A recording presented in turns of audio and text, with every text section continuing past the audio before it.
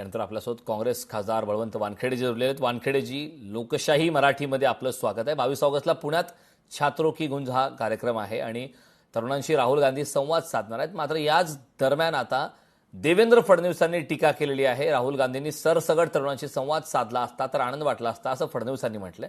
आपली काय यावरती पहिली प्रतिक्रिया आहे? आमचे लाडके मुख्यमंत्री देवाभाऊ यांना कदाचित कल्पना नाही की राहुल गांधी हे सुरुवातीपासूनच युवकांच्या प्रश्नासाठी आग्रही असतात.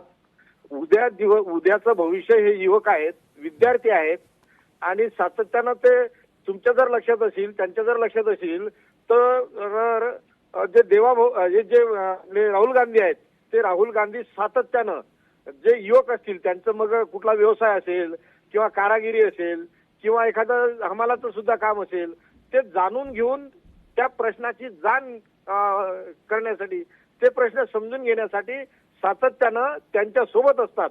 म्हणजे आजच शास्त्रों की गुंज हा कार्यक्रम आहे असं नाही, पण सातत्यानं यापूर्वी देवाभाऊ या युवकांच्या, देशातील तमाम युवकांच्या ते पाठीशी असतात. त्यांचे प्रश्न जाणून घेण्यासाठी हे सातत्यानं तत्पर असतात. म्हणून देवाभाऊंनी ही नुसती टीका करू नये की सरसकट जर विद्यार्थ्यांसोबत किंवा सरसकट युवकांसोबत जर राहुल गांधींनी संपर्क साधला असता, संवाद केला असता तर हे त्यांचं म्हणणं चुकीचं आहे. कारण राहुल गांधी हे सातत्यानं इथल्या युवकांच्या, देशातील विद्यार्थ्यांच्या, युवकांच्या किंवा जे काही प्रशिक्षित लोक विद्यार्थी असतील, युवक असतील, त्यांचे काही व्यवसाय असतील, त्या व्यवसायाच्या संदर्भात त्यांच्यासोबत सातत्यानं आपल्याला पाहायला मिळतात. नक्कीच बळवंतजी, मात्र मुद्दा हा आहे की राहुल गांधी जसं आपण म्हणताय की ते तरुणांशी संवाद साधतायत, विद्यार्थ्यांशी संवाद साधतायत, मात्र फडणवीसांनी हा मुद्दा उपस्थित केला की त्यामध्ये सुद्धा लिमिटेशन्स का किंवा काही विद्यार्थ्यांशी संवाद, सरसकट विद्यार्थ्यांशी संवाद का नाही, हा त्यांचा मुद्दा होता. नाही, याच्यात काय आहे, जे विद्यार्थी जोडतील तो एक कार्यक्रम आहे, आयोजित कार्यक्रम. त्या आयोजित कार्यक्रमात जे विद्यार्थी जोडतील त्याच्यासोबत थेट संवाद होईल. मग भारतातील कुठल्याही ठिकाणचे जर विद्यार्थी आले तिथं किंवा युवक आले त्यांच्यासोबत संवाद साधतीलच ना ते.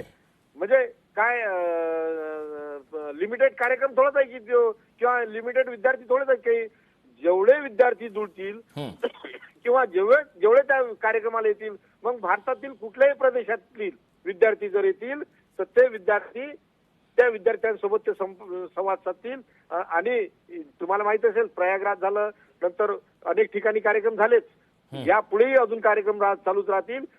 देशातील प्रत्येक कानाकोपऱ्यातील युवकांसोबत, विद्यार्थ्यांसोबत ते संवाद साधतील आणि ती काही भीतेपणा नाही, परीक्षेपर चर्चा नाही, असं नाही.